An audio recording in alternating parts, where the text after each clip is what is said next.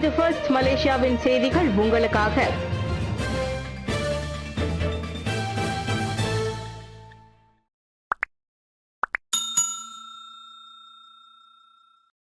பாதுகாப்பு வார்பட்டை அணிவது அனைத்து பயணிகளுக்கும் விரைவில் கட்டாயமாகும். தனியார் வாகனங்களில் செல்லும் அனைத்து பயணிகளும் பாதுகாப்பு வார்பட்டை அணிய வேண்டும் என்பது விரைவில் கட்டாயமாக்கப்படும். இதற்கான தேதி பின்னர் அறிவிக்கப்படும் என சாலை போக்குவரத்து துறையான ஜேபிஜேவின் தலைமை இயக்குநர் டாக்டர் எய்ட்லி ஃபட்லி ரம்லி தெரிவித்தார். தற்போதைக்கு அந்த வார்பட்டை அணிவதன் அவசியம் குறித்து பொதுமக்களுக்கு விழிப்புணர்வை ஏற்படுத்துவதில் கவனம் செலுத்தப்படுவதாக அவர் சொன்னார். அதன் ஒரு பகுதியாகத்தான் கிளிக் செபல்காம் கேராக் என்னும் பிரச்சார இயக்கம் நேற்று தொடங்கப்பட்டது.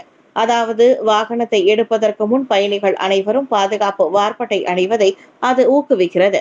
1978ஆம் ஆண்டு மோட்டார் வாகன சட்டத்தின் கீழ் பாதுகாப்பு வார்பட்டை அணியாத குற்றத்திற்கு அதிகபட்சம் 300 ரிங்கிட் அபராதம் விதிக்கப்படலாம் என்பதையும் எய்ட்லி ஃபட்லி சுட்டிக்காட்டினார். ஷா அலாமில் சுகாதாரமற்ற 6 உணவகங்கள் மூடப்பட்டன. கடந்த செவ்வாய்க்கிழமை ஷா அலாம் ஊராட்சி மன்ற அதிகாரிகள் மேற்கொண்ட சோதனையில் ஷா அலாம் செக்ஷன் 13இல் சுகாதாரமற்ற முறையில் இயங்கி வந்த 6 உணவகங்கள் மூடப்பட்டன.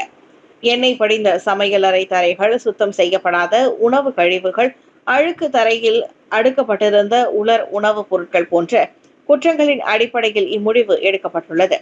மேலும் குளிர்சாதன பெட்டிகளில் பாதுகாப்பு விதிமுறைகளுக்கு ஒவ்வாத முறையில் வைக்கப்பட்டிருந்த உணவுகள், எண்ணெய் வடிகட்டி கருவிகள் நிறுவப்படாதது போன்ற குற்றங்களும் உள்ளடங்கும் என்று ஷா அலாம் நகராட்சி ஊராட்சி மன்றத்தின் நிறுவனம் மற்றும் பொது தொடர்புகள் இயக்குனர் ஃபவுமி அசீஸ் மாமோர் தெரிவித்தார்.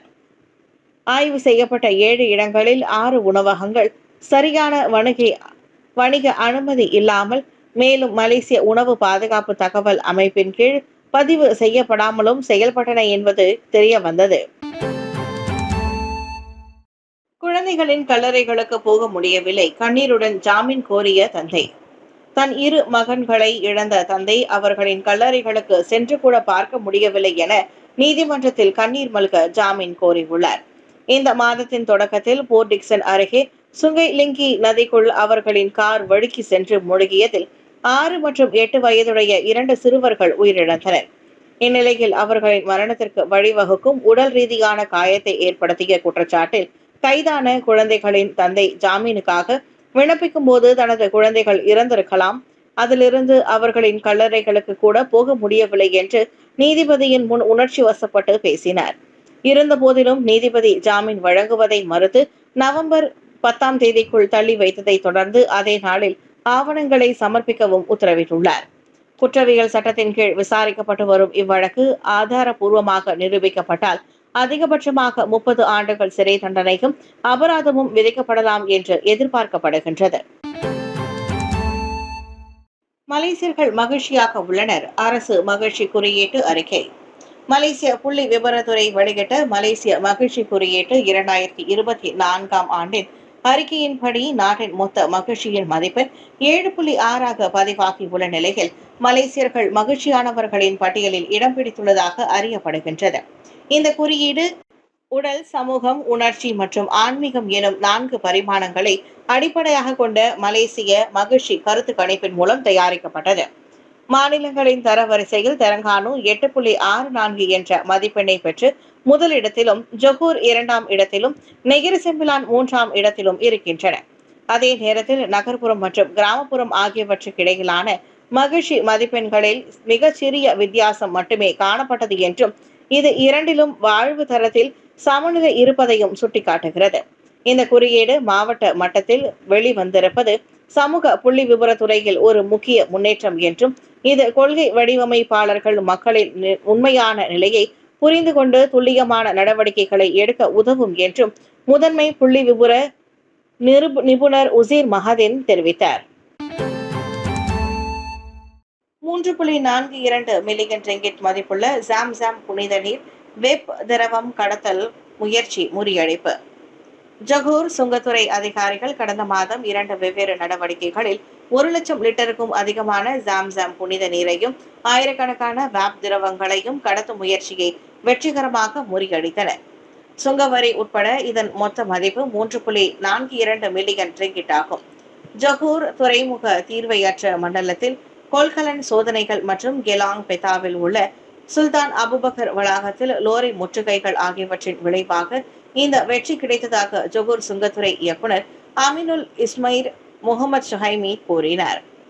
ஒரு முழுமையான சோதனையில் இறக்குமதி அனுமதி இல்லாமல் 1,07,910 லிட்டருக்கு இணையான 21,582 ஜாம் நீர் போத்தல்கள் கண்டுபிடிக்கப்பட்டன. ஜாம் நீர் தடை செய்யப்பட்ட பொருளாகும்.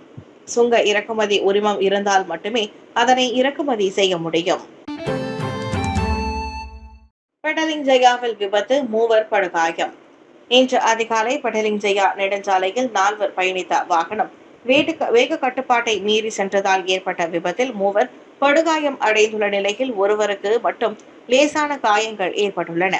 தகவல் கிடைத்த 5 நிமிடங்களிலேயே சம்பவ இடத்திற்கு விரைந்த பெடலிங் ஜெயா தீயணைப்பு குழுவினர் உடனடியாக மீட்பு பணி வேலைகளில் ஈடுபட்டனர். காயம் அடைந்தவர்களில் 2 மலாயா பல்கலைக்கழக மருத்துவ மையத்திற்கும் அனுப்பப்பட்ட நிலையில் மற்ற அனைவரும் சுகாதார அமைச்சு அதிகாரிகளிடம் மேல் சிகிச்சைக்காக ஒப்படைக்கப்பட்டனர். மாணவர்களின் கவனத்தை ஈர்க்க வாட்டர் கன்னை பயன்படுத்திய விரிவுரையாளர். வைரல் காணொலிக்கு குவியும் கருத்துகள். மாரா தொழில்நுட்ப பல்கலைக்கழகத்தில் பணியாற்றும் விரிவுரையாளர் ஒருவர் மாணவர்கள் வகுப்பில் கவனம் சிதறாமல் இருப்பதற்கு வாட்டர் கன்னை பயன்படுத்திய காணொலி வலைதளத்தில் வைரலாகி வெகுவான பார்வையாளர்களை ஈர்த்துள்ளது.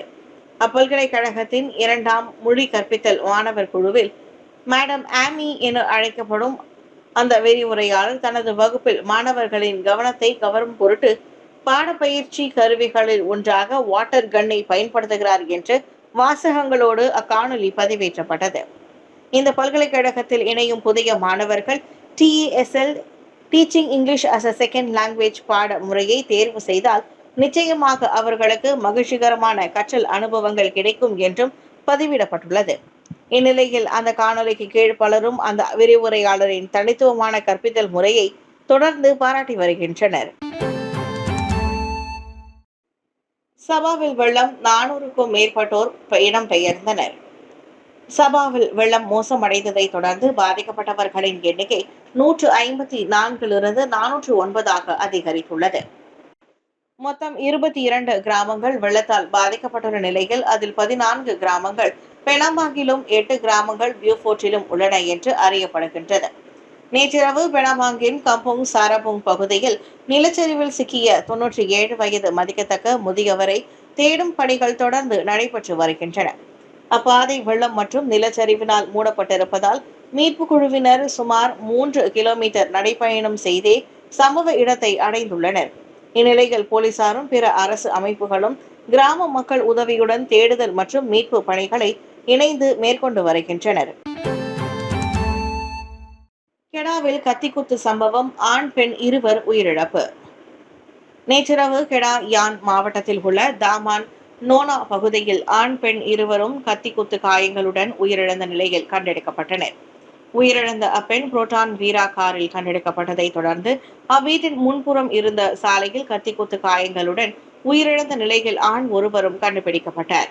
இருவரும் கூர்மையான ஆயுதத்தால் தாக்கப்பட்டிருக்கலாம் எனவும் அக்கொலை சம்பவத்திற்கான காரணத்தை கண்டறிய போலீசார் தீவிர விசாரணை நடத்தி வருகின்றனர் என்றும் யான் மாவட்ட போலீஸ் தலைமை அதிகாரி முகமது ஹமீசி அப்துல்லா தெரிவித்தார்.